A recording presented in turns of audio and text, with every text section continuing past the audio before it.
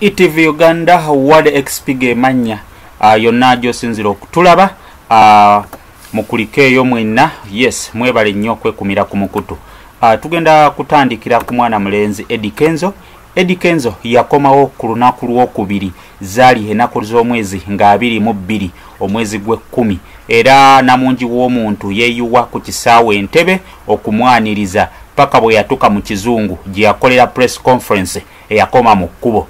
Well, ebyo namwe mwabimanya, buli kimu ekyaliwo mwakigoberera, naye waliwo abawagizi ba Kenzo naddala abaana ba boda basimba boda zaabwe wali ku petrol station okugenda okwaniriza Kenzo ku kisaawe.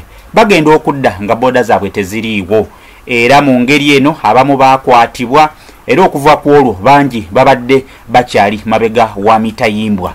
Wabulanga wetwogerera nga bonna Kenzo abalwaniridde era ne bayimbulwa era ne batandika n'okubaddiza boda zaabwe. Era wano Kenzo wayitidde n'ateeka obubaka ku Facebook page ye n'agamba nti musanyufu bya nsusso olw'okuba nti poliisi emaze neeyimbula buli muntu eyakwatibwa ku lunaku lwokubiri nga bamwaniriza okuva ku kisaawe Entebbe. Agamba nti abantu bonna poliisi yabaliriizinze era ne yebaza poliisi olw'enkolagana ennungi nabo, era ne yebaza poliisi olw'okolagana nayo obulungi, era n'ategeeza abo bonna be bakwatira piki zaabwe nti bafune ebiwandiiko byonna ebizikwatako nga logo book, agreement, bw'obanga endagaano bw'obanga tolina logo book yaayo bw'ibanga tebiri mu mannyago.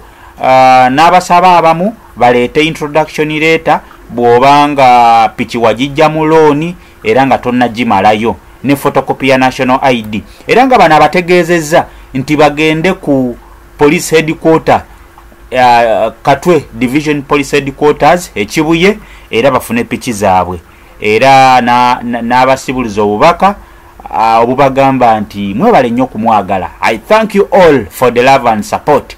Kongs mama Kenzo bwatyo bwamaliriza obubaka bwe. Mbagala nnyo mwenna abeekumira ku mukutu. Thank you so much. Mwekumire wano, tujja kubanga tubawa buli kimu ekipya ekiguddewo, interviews, everything that you need. ETV Uganda lyekubo ery'amazima n'obwenkanya. Totunuulira walala wonna ETV Uganda wetuli okubanga tukutuusaako buli kimu mu detailo zaakyo entuufu. Mbagala nnyo baganda bange. Ward XP is my name.